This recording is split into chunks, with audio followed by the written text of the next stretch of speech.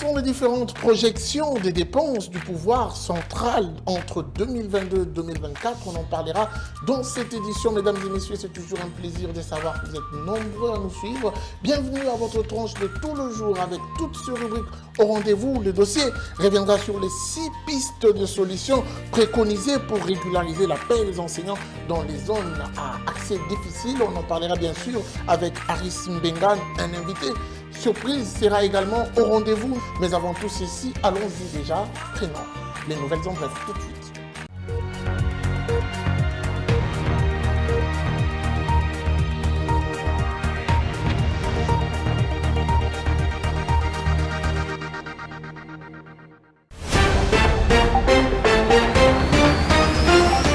Nous allons débuter nos nouvelles en bref avec cette information qui nous renvoie à cette décision prise par le gouverneur de la ville, province de Kinshasa. Les taximens ont enfin autorisé à nouveau à utiliser 100% de places disponibles. Après la dure journée vécue par les Kinois le mercredi 23 juin 2021, à cause de la rareté de moyens de transport en commun, le gouverneur de la ville de Kinshasa, Jean-Tili Ngobila, a assoupli ses mesures anti-Covid-19 concernant le contrôle de transport en commun tard dans la soirée du mercredi 23 juin 2021. Il a de nouveau autorisé aux transporteurs en commun à fonctionner comme d'habitude. Nouvelle annonce encore. Cette fois-ci, nous parlons du ministre congolais des Finances, Nicolas Kazadi, et Aliou Maïga, directeur régional de l'Afrique de l'Ouest et Centre international finance coopération, une société financière internationale panafricaine qui ont décrypté les multiples opportunités d'investissement pour booster l'économie congolaise. Au cours de cet échange qui a eu lieu le lundi 21 juin 2021, les deux personnalités ont convergé sur le fait qu'il faut plus de financement dans l'énergie et l'habitat pour recréer l'activité économique sous fond de la création de nouveaux emplois en utilisant la main-d'œuvre locale.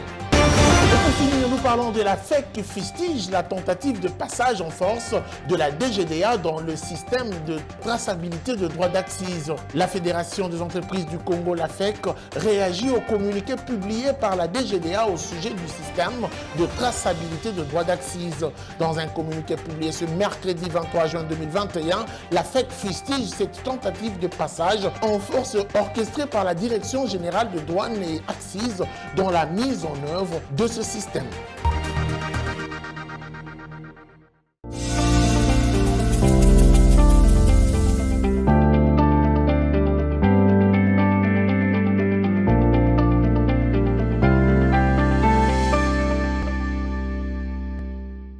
Judith Ounamaka, bienvenue. Merci. Guy. Alors aujourd'hui, c'est déjà parti avec les chiffres clés. Commençons par le taux officiel, le taux du jour. Alors, la Banque centrale du Congo maintient son taux officiel où $1 se troque à 1988 francs congolais, un franc CFA revient à 3,67 centimes et 1 euro vaut 2413 francs congolais. Le marché parallèle abordera aujourd'hui la commune de Bandal. $1 vaut 2000 francs congolais dans cet endroit. Un franc CFA revient à 3,69 centimes et 1 euro se négocie à 2412 francs congolais. Alors, on va revenir sur ce qui a été annoncé déjà d'entre des jeux. Quelles sont les différentes dépenses projetées pour l'année 2022 et 2024? Selon le document du cadre budgétaire à moyen terme, les dépenses organisées pour l'année 2022 sont estimées à hauteur de 17,32 milliards de francs congolais, soit 8,71 milliards de dollars américains. En parlant du cadre budgétaire à moyen terme, chaque année, le gouvernement établit un cadre budgétaire à moyen terme définissant en fonction d'hypothèses économiques réalistes l'évolution sur une période minimum de 3 ans de l'ensemble des dépenses et recettes des administrations publiques, y compris des contributions des bailleurs de fonds internationaux, de besoins ou de la capacité de financement des administrations publiques qui en résultent, des éléments de financement ainsi que des administrations publiques. Sur la base de ce cadre budgétaire à moyen terme et dans les limites qu'il fixe, le gouvernement établit des cadres de dépenses à moyen terme. Alors, qu'est-ce que le gouvernement devrait dépenser exactement pour l'année 2023 et 2024? Le gouvernement congolais devrait dépenser un peu plus de 18,34 milliards de francs congolais, soit 9,2 milliards de dollars américains l'année suivante en 2023. Concernant l'exercice budgétaire 2024, le cadre budgétaire à moyen terme indique un coût global de 19,37 milliards de francs congolais, soit 9,7 milliards de dollars américains sur l'ensemble de la période considérée 2022-2024. Les prévisions des dépenses s'élèvent à plus de 37 600,7 milliards de francs congolais, un montant équivalent à 18,9 milliards de dollars américains. Alors, on va parler un tout petit peu de ces recettes totales du pouvoir central. Qu'est-ce que l'on doit dire? Alors, les recettes totales du pouvoir central se situeraient au cours de la période sous examen à 47 321,1 milliards de francs congolais, soit 22,8 milliards de dollars américains, ce qui dégage un excédent budgétaire attendu de près de 4 milliards de dollars américains. Ici est de noter justement que pour la période 2022-2024, les dépenses totales cumulées du pouvoir central pourront se situer à 55 036,6 milliards de francs congolais. Alors, qu'en est-il des dépenses en capital? Les dépenses en capital, quant à elles, vont approcher les 19 372,3 milliards de francs congolais entre 2022 et 2024, dont 505 818,9 milliards de francs congolais en 2022. Elles connaîtront un accroissement de 36,1% en 2022, 8,4% en 2023 et de 15,1% en 2024. On va finir avec cette précision sur les dépenses de budget en annexe. Quant aux dépenses des budgets en annexe, elles connaîtront un accroissement de 6,4% sur la période 2022-2024 et de 13% en 2022. Ici est donc de signaler que les participants au séminaire d'orientation budgétaire auront donc pour tâche d'amender et adopter la version finale du cadre budgétaire à moyen terme de l'exercice 2022 et 2024.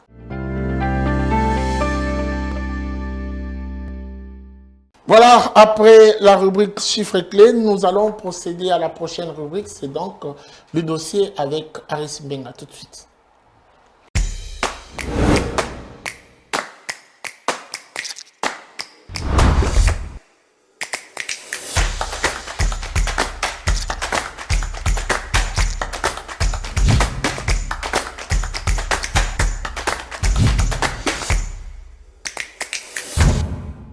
Le dossier du jour, c'est avec vous, Aris Mbenga. Bienvenue. Merci. Alors pour commencer, aujourd'hui, vous nous parlez des 6 pistes de solutions préconisées pour régulariser la paie des enseignants dans les zones accès difficiles.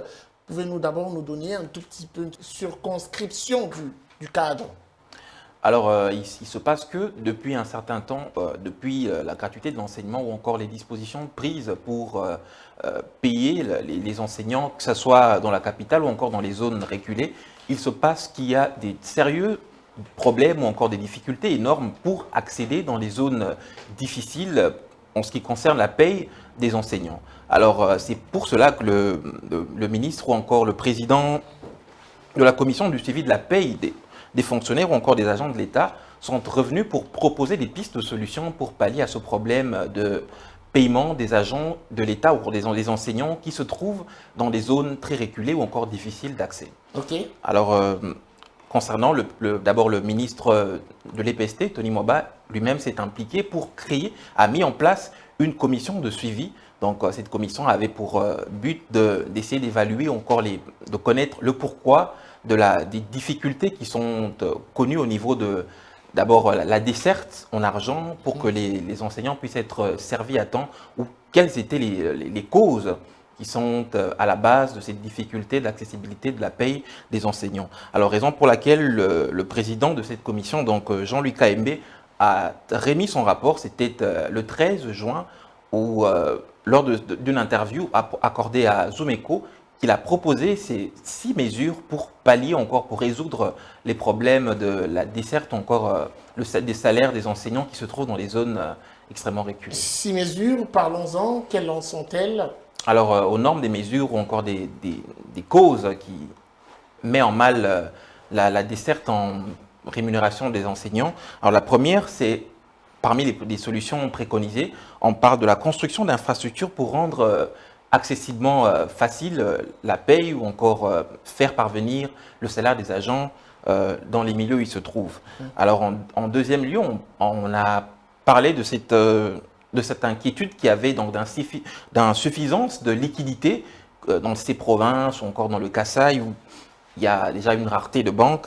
Alors les banques, puisque la banque qui est en charge, la première banque, c'est Equity Bank, qui se trouve très souvent en insuffisance de liquidité pour pallier encore approvisionner les banques ou Caritas Congo, qui est l'organe habilité qui dessert, en tout cas qui sert d'organe, qui paye les agents, les enseignants qui se trouvent dans ces zones. Alors on parle d'approvisionner suffisamment Equity Bank, BCDC, pour qu'ils puissent avoir suffisamment de liquidités pour desservir les enseignants qui se retrouvent dans ces points de pays. Alors en troisième lieu, on parle d'une sensibilisation de la Banque centrale pour qu'il ne puisse plus avoir ce problème de plafonnement de la part de la BCC et aussi faire en sorte que la paye des enseignants puisse être mise en première priorité. Alors en quatrième lieu, on parle aussi de la prise en charge de tous les problèmes qui sont liés soit aux arriérés ou encore aux retenues sur salaire, de frais des enseignants. Donc chose que cette commission s'est dit de plaider au niveau de des deux ministères qui sont en charge de ces dossiers, donc le ministère du Budget ou encore des Finances, qui puissent vraiment se pencher sur la question concernant les arriérés ou encore les retenues sur salaire sur la paye des enseignants. Alors, en cinquième lieu, il y avait ce problème des frais supplémentaires opérés par Caritas Congo qui ajoutait des frais supplémentaires ou encore des retenues sur salaire suite à la desserte dans des zones qui sont extrêmement difficiles pour pallier aux frais de transport dans ces zones reculées. Alors, chose qui met en mal en tout cas ou qui crée des ponctuations dans les salaires des enseignants, chose qui a mis en mal en tout cas le salaire des enseignants. Alors on a proposé parmi les solutions, donc en cinquième lieu, on parle de suspendre cette mesure qui est d'ajouter ou encore des frais supplémentaires quant à les soustraire directement dans la paye des enseignants. Alors, en sixième et dernier lieu, on parle de ces listes parallèles. Donc, Caritas Congo possédait d'autres listes en dehors des listes officielles fournies par le gouvernement. Donc, cette liste créait aussi certaines difficultés quant à le paiement réel ou des agents, des enseignants qui sont dans ces zones extrêmement reculées. Merci beaucoup pour ces précisions, Aris Mbega. Je voudrais rappeler que le ministre Tony Mwaba a échangé autour de cette question et a des propositions réparties dans les six pistes de solutions à travers les 6 mesures données par les directeurs qui assurent la paye au niveau de la BCC.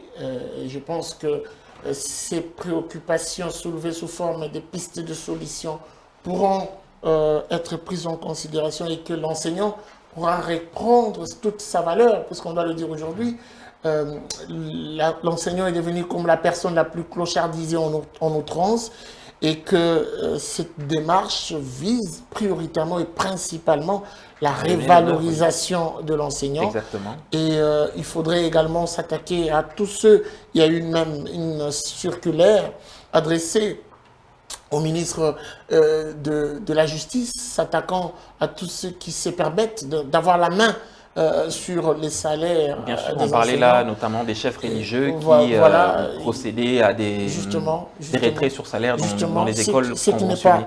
Qui est inexplicable et qui n'est pas surtout encouragé par l'autorité des tutelles du ministère de l'EPST. Merci, c'était un plaisir de vous avoir sur ce plateau. Plaisir partagé. Après Aris Mbenga, nous allons recevoir tout de suite l'invité. On le suit.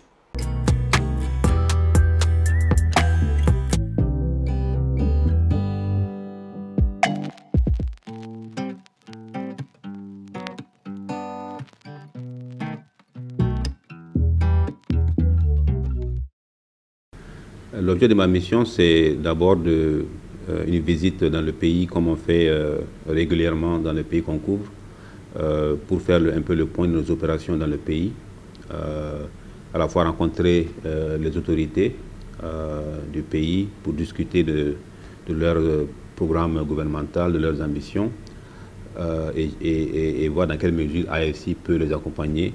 Deuxièmement, rencontrer aussi nos clients existants et potentiels, et encore une fois pour discuter avec eux de comment on peut les soutenir de façon directe en tant que client privé de AFC. Mais troisièmement, et peut-être aussi important, la SFI vient de nommer un nouveau représentant régional pour l'Afrique centrale, M. Sylvain Kakou, qui est dans la salle aujourd'hui et qui a pris fonction en plein milieu du Covid, dont c'est la première fois ici en RDC. Et aussi également un nouveau représentant résident pour la RDC, M. Malik Fall, qui a pris fonction également dans la période du Covid.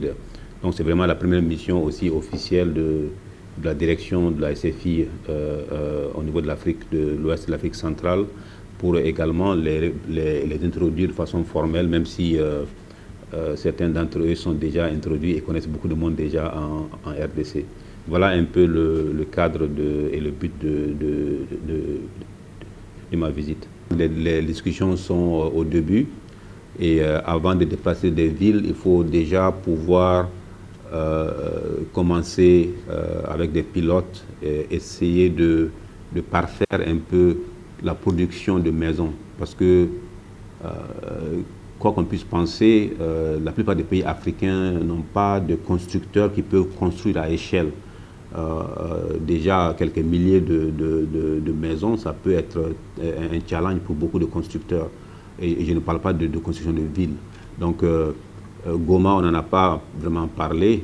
Ce dont on parle vraiment, c'est de pouvoir graduellement créer l'écosystème pour que les foyers aient accès à des maisons à des prix abordables et avec des paiements mensuels abordables. Et ça va être un effort conjoint entre le gouvernement AFC, mais aussi les bailleurs de fonds qui pourront contribuer aussi pour amener le coût au plus bas possible pour les foyers.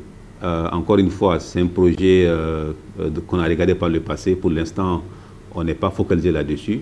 Comme vous savez, pendant longtemps, l'énergie a été perçue sous l'angle de gros projets. Mais depuis 3 ans, je dirais 4 ans, la problématique de l'énergie, c'est plutôt l'accès à l'énergie. Et la distribution de la population dans nos pays fait que avoir des grosses centrales, ça peut être utile et ça peut être important. Mais dans le court terme, pour beaucoup de pays, c'est d'avoir le maximum de connexions de foyers. Et pour ça, les technologies et les approches qui sont peut-être plus adaptées aujourd'hui ne sont pas forcément liées à des gros projets énergétiques, mais plutôt à des solutions mini-grid qu'on regarde ici en RDC. On a un projet sur lequel on travaille qui sera un pilote pour nous en Afrique. Il y a beaucoup de chantiers très vastes. Il y a les gros financements qu'on fait avec des grosses entreprises, ça c'est vraiment un aspect. Mais comme vous savez, et comme j'ai dit, l'économie chez nous est constituée de beaucoup de PME et donc et de micros aussi. Donc le financement de ces entreprises-là à travers le système bancaire est une façon en fait de délivrer notre programme, mais pas seulement le financement, mais aussi à travers les banques ou à travers d'autres associations, leur apporter de la capacité. Parce que les PME n'ont pas besoin que de financement, ils ont besoin de capacité et des fois ils ont besoin de formation et des fois ils ont besoin d'être intégrés dans des chaînes de valeur aussi qui réduit beaucoup les risques pour les financiers. Et donc ça c'est des programmes qu'on fait, mais aussi il y a des programmes de type réglementaire, par exemple la loi de crédit bail sur laquelle on a travaillé avec le gouvernement, qui est sur le point, on espère d'être passé. Si elle passe d'ici septembre-décembre, pourrait vraiment ouvrir tout un pan pour le financement des PME. On a également la centrale des risques qui permet aux banques de financer l'économie avec des efficacités améliorées. Juste quelques exemples de programmes sur lesquels on travaille, mais on a vraiment un programme assez conséquent en RDC et qu'on va continuer à étoffer au fil des années. Vous savez, on est à la base une institution qui interface beaucoup avec le privé donc, et le public également. Et pour nous, la proximité en fait facilite et accélère les interactions et donc accélère notre capacité à identifier les opportunités et aussi des contraintes au niveau réglementaire ou au niveau climat des affaires avec le gouvernement et de pouvoir travailler dessus parce qu'il faut un dialogue quotidien et ce dialogue quotidien ne peut se faire que, en fait, se fait beaucoup mieux quand on est sur place. Les marchés du jour nous amènent vers les différentes imprimeries pour prélever pour vous les prix des différentes impressions et surtout supports. Ça se passe avec Naomi Kandé dans sa rubrique Zoom Wende. C'est tout de suite. Bienvenue à tous. Vous souhaitez faire vos impressions sur vos différents supports de communication, en grand ou petit format, sur vos banderoles, t-shirts et autres. Zoom Wende vous donne un aperçu de prix d'impression sur vos divers supports. C'est parti! Commençons avec l'impression en noir et blanc de papier ordinaire A4 qui coûte 100 francs. L'impression avec papier A3 revient à 1000 francs. Vous souhaitez faire vos impressions avec du papier Bristol A4, cela coûte 500 francs. A3 avec du papier Bristol coûte 1500 francs. Pour vos impressions en couleur, avec du papier A4, cela revient à 700 francs. Avec du papier couché A4 coûte 800 francs. L'impression avec papier Bristol A4 coûte 1000 francs. Pour vos impressions en couleur de papier photo A2, cela revient à 5 $.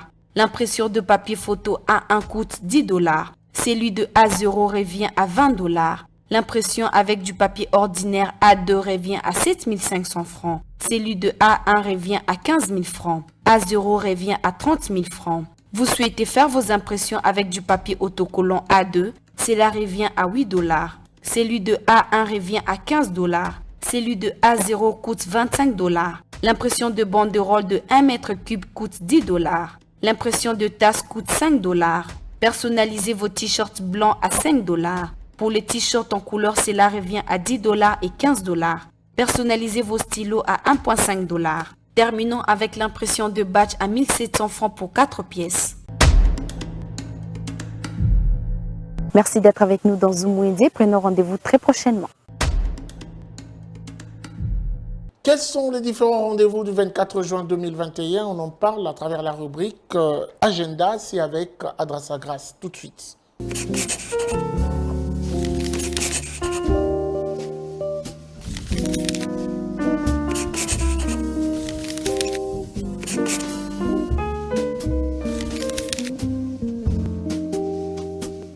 Bienvenue à l'agenda. Voici le rendez-vous du jour. Le ministère du numérique de la République démocratique du Congo avait commencé le mercredi 23 juin dernier avec un programme sur la transformation du numérique en RDC Horizon 2023 et va se clôturer le 25 juin prochain à Kinshasa. Et notre rendez-vous s'agit des assemblées annuelles qu'avait organisé le groupe de la Banque africaine de développement depuis ce mercredi 23 juin en mode virtuel et prendra fin ce vendredi 25 juin 2021. Signalons à présent que la formation sur l'entrepreneuriat de micro-entreprises a commencé ce jeudi 24 et va se clôturer le samedi 26 juin à Kinshasa au siège de Bansiso Academy. Le droit des participations se fixe à 70 $. Notons aussi que la conférence spéciale de la femme congolaise sur femmes entrepreneurs, épouses et ménages débutera ce 25 pour se clôturer le 26 juin prochain en mode virtuel. Pour finir, Elaïs organise une formation sur les types de clients rencontrés lors d'une vente. Elle débutera le mardi 29 et va se clôturer le mercredi 30 juin 2021 de 18h à 19h. Pour cette session, la formation sera virtuelle. Merci de nous avoir suivis. Au revoir.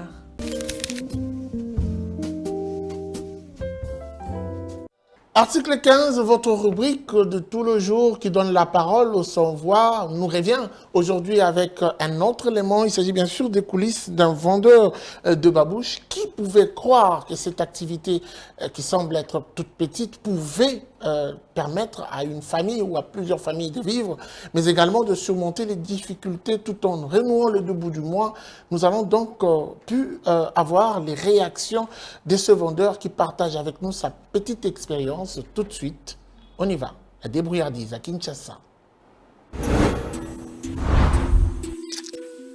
Débrouillard jamais, jamais, jamais.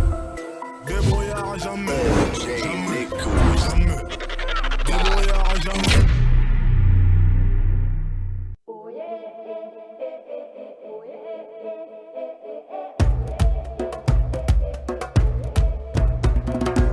eloko on a ça en tant qu'activité yango bozomona na mesa, mais en même temps je suis aussi étudiant ndenge naza boye, mais naza jeune quand même na débrouillaka moi activité o nazo sala yango ozomona na sima na ngai. Ça fait déjà 6 ans o nazo sala activité oyo ozomona awa.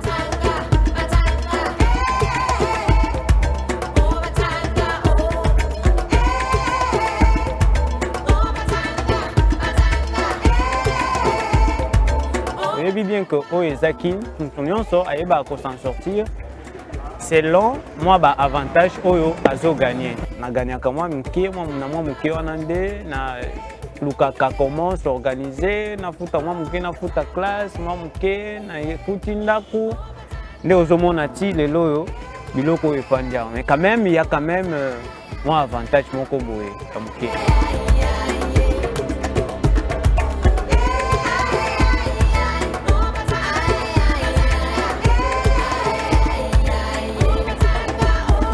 Dans les commerces, il y a des difficultés, même aussi dans la politique, il y a aussi des difficultés. Au Poutina, le transport, Kolongazando, Koyako Koma Awa, donc avantage pénal, ezala qui penzate. Biloko emati, omonaga okeboye oke kosomba biloko boye, oyaki lelo okuti autant. Lobi kuna oye okuta autant, ba dérangement pe ya ba policier awa. Ole tokende liboso, tozozonga na si.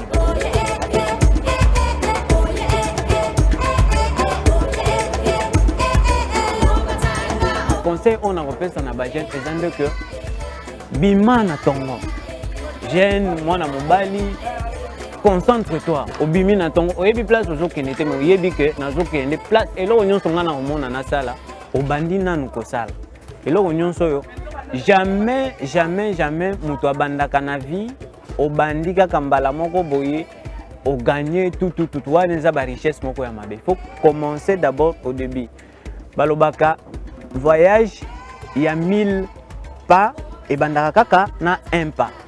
Alors, eloko o ba jeune bazozanga yangwana, pe ba congolais en général. Bango balinga ko sauter mbala moko. Alors que quand tu sautes, tu vas te faire mal. Donc, nazosenga na ba jeune, baye ba kozwa courage wana, ndima ba sekayo avant, après ba peso raison.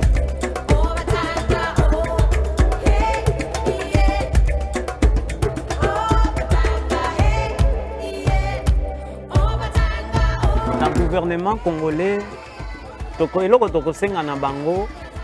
d'abord, un peu comme maîtriser l'acte na fait au Congo. Il faut ça de façon que adapter politique na bango selon acte, selon société congolaise. Le gouvernement est travaillé pour la population. Toko senga na ba acteurs politiques na biso baye ba un peu kosunga ba jeune.